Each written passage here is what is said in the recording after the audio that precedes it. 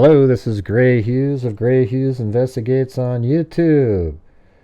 This is the final elantra video in terms of just the general movements of the white elantra prior to the homicides at 1122 King Road of Ethan Chapin, Xana Kernodle, Madison Mogan, and Kaylee Gonzalez on November 13th, 2022 between 4:08 and 4:20 and 47 seconds. I might even say 4:20. I would say 4:08 and 4:20, a 12-minute window. I think the murders happened before 4:17, like right around 4:17, 4:18, they were over. So I think he spent about 3 minutes or so doing blood spatter mitigation at his vehicle. And in this version, I actually have the animated portion of the homicides. Of course, you have to use your imagination as to what happened, but you can see the movements inside of the house, and it shows you how quickly the homicides could have taken place, because that portion is only 7 minutes long, and you're left waiting and waiting and waiting at each location. So that portion will occur right around like 4:10 in the morning. But currently we just have the white elantra driving around, basically like a shark circling its prey for about 40 minutes, and then enters the home, kills all 4 victims, and leaves. Now in this version here, I actually corrected a portion in pass number 3 where the vehicle sort of stops right there on behind 1119 King Road. I have it pull around like it does the other times. I think that whole pass, I think you know what I was thinking earlier, is that he tries to switch it up a little bit on each one of his passes. So each time he shows up, he does something different each time to make it not so apparently a pattern.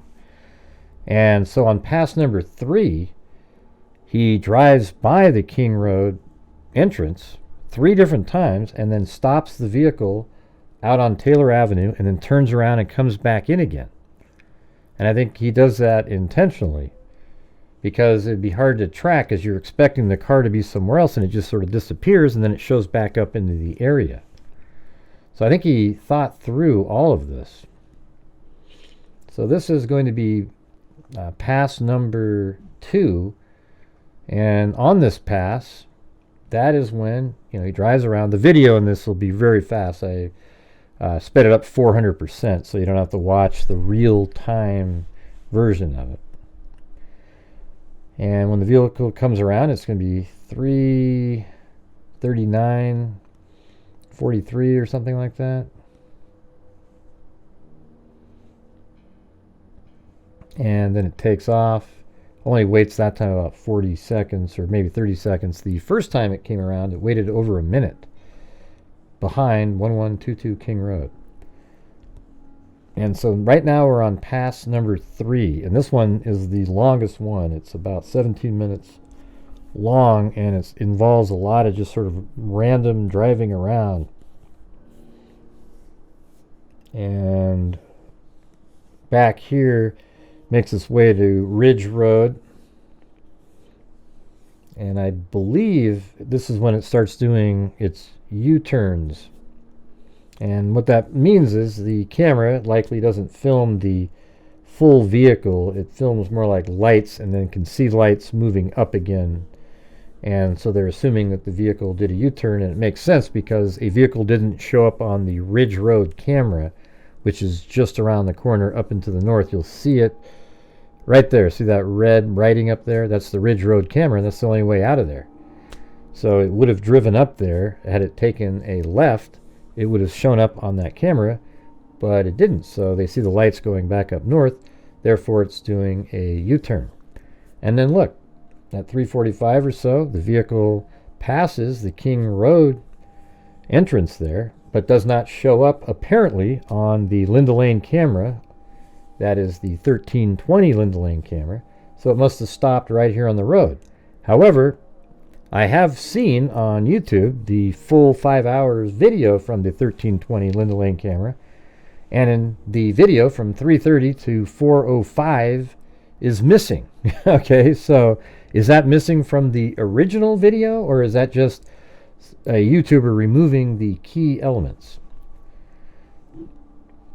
So it's possible if if there's actual video of that they would have the elantra driving by, except that it's missing.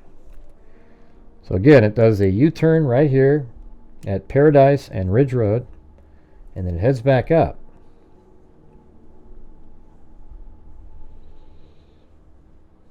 And I think right around like 351-ish or so, it's heading north behind on Willanta Drive, right behind 1119 King Road, so about 350-30. Drives by, and then pulls over again. And it stays there for like a minute. It's crazy.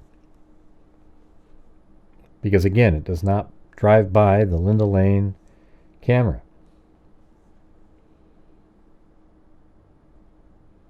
And then I have it turn around at Linda Lane, which, if the footage does exist, that means it didn't turn around there. It's possible, though, the footage, it would exist, but there was an error. But man, I mean, the error being exactly at that time seems absolutely unreasonable.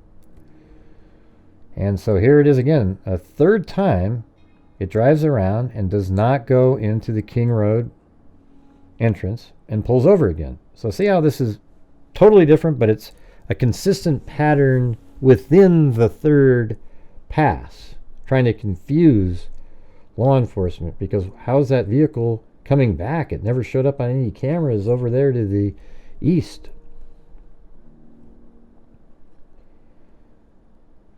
And then after this, it'll turn back around, and then it does enter the Queen Road area. The King Road entrance right here. So here it comes. Turns in. And then goes back behind 500 Queen Road. And then the 1330 Linda Lane camera picks it up. Comes around. And parks. Now, information that's just come out is that at 3:59, the DoorDash driver delivered the DoorDash delivery by Xander Kernodle. Now, is the 3:59 the exact time, or is that just the minute is correct, but it could have been 3:59 and 47 seconds? Because at 3:59 and 47 seconds, you hear some key fob going off. And then about 40 seconds after that, you hear it go again as if he's getting back to his vehicle. So that would change that. If it was at 3:59, he would have passed the DoorDash driver inside the King Road area there. If it was later, he would see the vehicle pulling in as he's driving around on Willanta, and the vehicle would still be there when he drove by, so he likely wouldn't have gone in there because he wouldn't have wanted the person in the vehicle to see him and be a witness. So then he drove around and did what we're seeing right here. So he's driving around. He just passed the Ridge Road camera, and that is the camera that filmed the front license plate missing on his vehicle. And again, that's a little different pattern there. Driving west on, I think, Paradise. And now it's coming around. He's just giving time for the DoorDash driver to get out of there. But he doesn't know for certain if it's not still parked there. So what he does is he pulls in, and now it's 4:04 and 45 seconds or so when he comes in, and he drives by, and then he probably slows down here, and he's looking, waiting, and watching, and then he drives back around, but he wants to double check. So he does the 3-point turn behind Queen Road there on the 1330 Linda Lane camera. Then right there, he goes downhill. The camera picks up the lights over there by 1119 King Road. Then it does a U-turn and heads back. The coast is clear. It's go time. Now, even if Xander Kernodle's lights are on, he knows that behind the house, in Madison Mogen's room, they've been asleep for 7 or 8 minutes now. So he's going to go. He's going to do it. So right at this point, the clock's still ticking away. It's 4:08 and 20 seconds. He's likely outside of his vehicle at this point, doing blood spatter mitigation, getting out plastic bags, etc.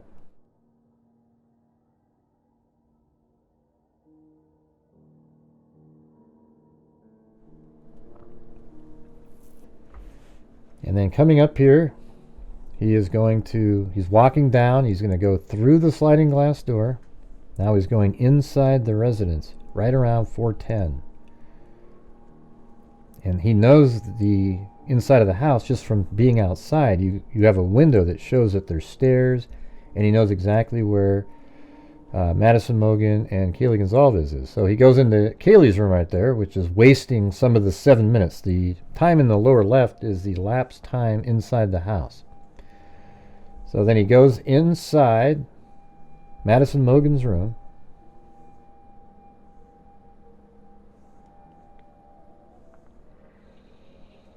And it just went inside the room.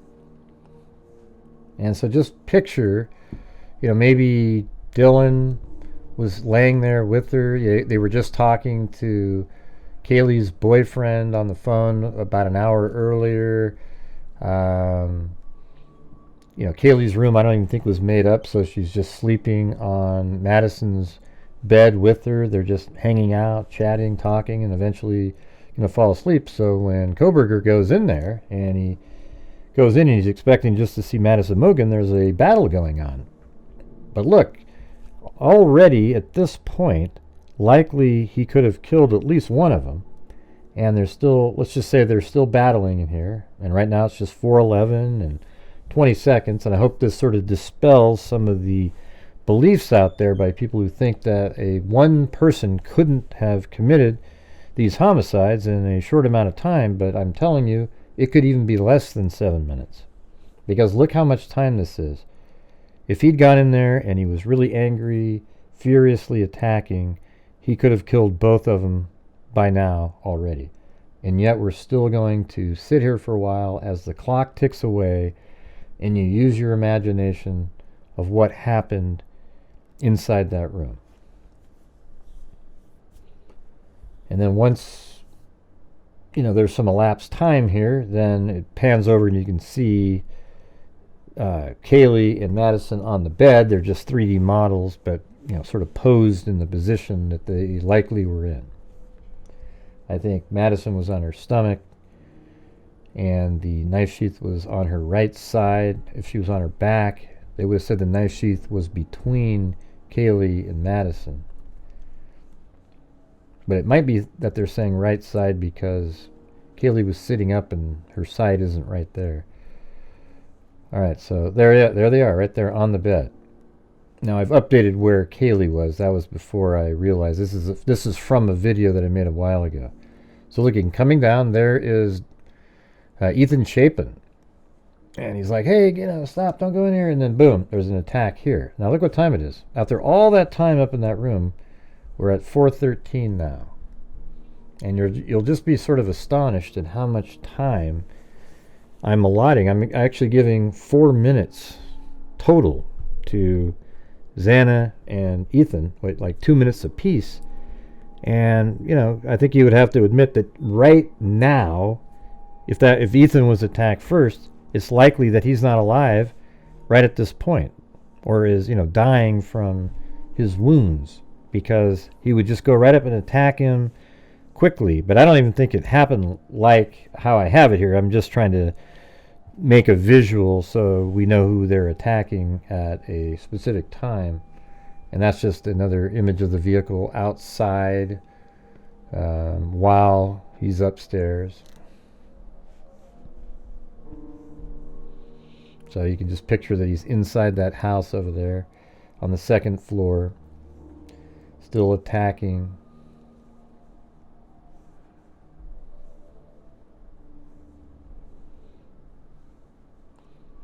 And still, I mean, it's pretty crazy. So we're only 4 minutes and 22 seconds in. So I think you're in another 30 seconds. This is still allotted for the attack of Ethan. You know, had he gone into the room, maybe he goes down there and he hears a voice and he goes in and attacks. I guess what people have said, I guess that does kind of make sense. If he goes in and attacks Ethan first while he's alone, after hearing somebody say, hey, there's somebody here, and he attacks Ethan, and then when Xana comes back to the room after maybe going to the kitchen, he says, hey, it's okay, I'm just here to help, and then attacks her. Like, here's Xana, though, in the room, right? And then, see how long that was just allotted for Ethan? Now there's another 2 minutes allotted right here for Xana, and you can just tell that this whole murder, all these murders could have happened already in this 5-minute time frame. But I'm just giving it 7 minutes. And I think it really was kind of around this amount of time.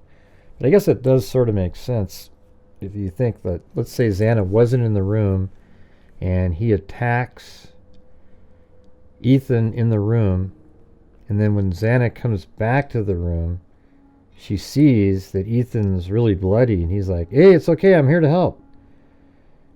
And then quickly attacks her.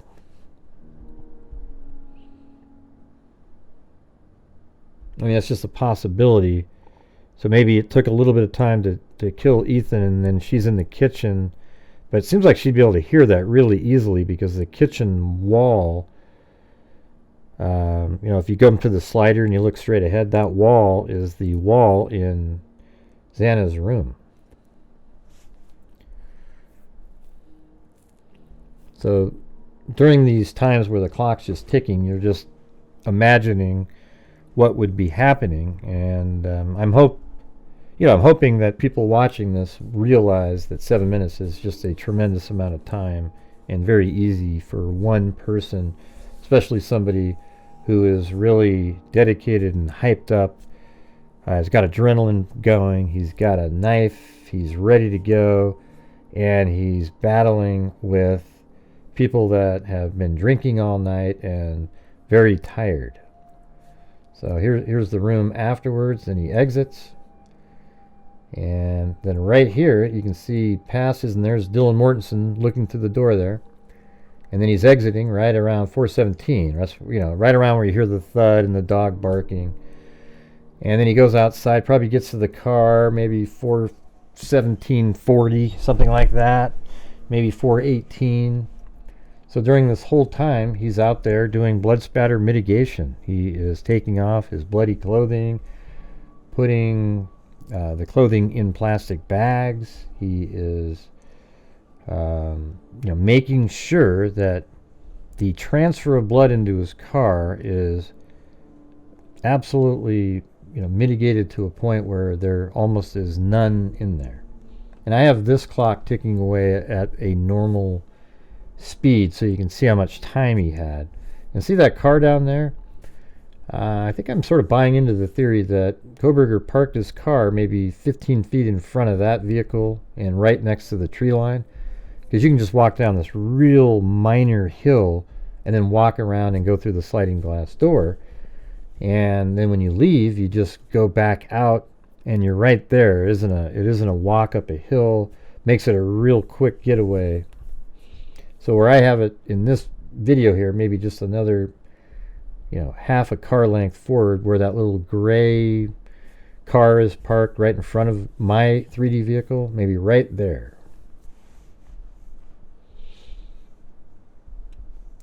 This is, now look at it, still 4:18 and 32 seconds. So he's out there, he's scrambling, he's taking off all of the the pants that he was wearing, the outer outfit, whatever he had on, and he's wearing gloves, and he's using the bloody gloves to take off the clothing that he's wearing that are bloody, and he's kind of pulling it off from the outside, like it's inside out kind of thing, and then he puts all of that, rolls it up and puts it into a plastic bag, then at the end takes off his bloody gloves and puts them in the same bag, and then maybe I don't know if, at that point does he grab that bag and put it into another plastic bag, just really minimizing any risk of having blood inside the vehicle. And then he spent like a month or so, many weeks, just over cleaning that car over and over and over again.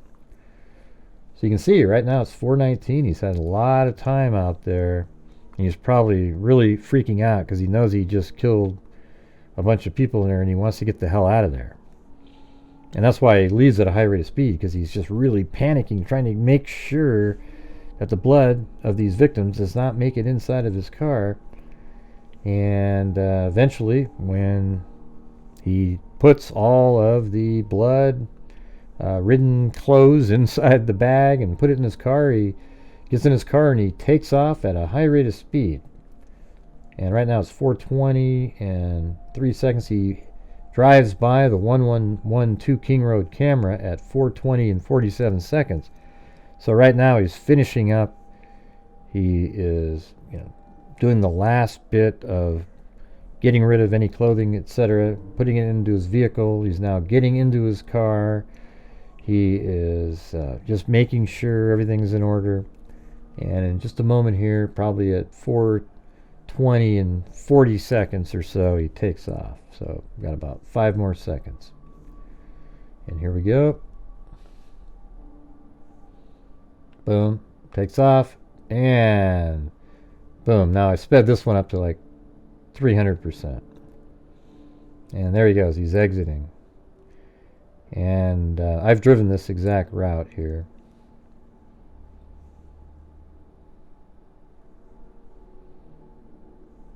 And he makes his way to Conestoga, which is right here. Takes a right. Heads down this direction. I just have a camera in the air turning around, so we're actually facing a little bit south right there.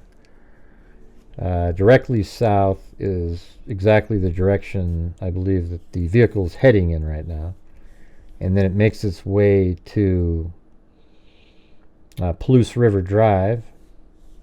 And then Palouse River Drive takes you right to Highway 95, where he headed down south, and his phone pinged near Blaine at 4:47 or 4:48, I believe.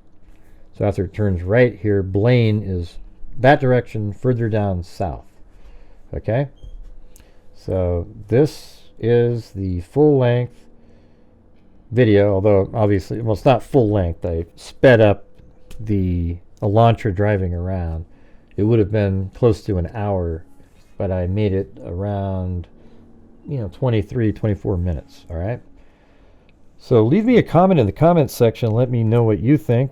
Did that change your opinion about the 7-minute time frame and how long that really is?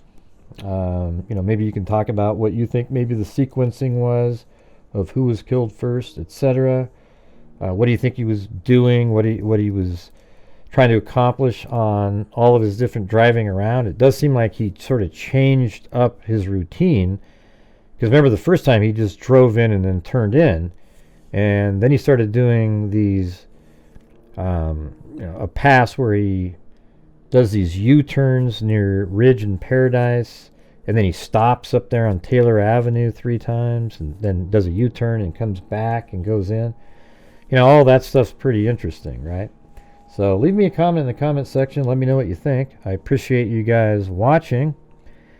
And hit the like button, share the video, and subscribe. All right. So again, thanks for watching. And as I always say, until next time, be safe out there.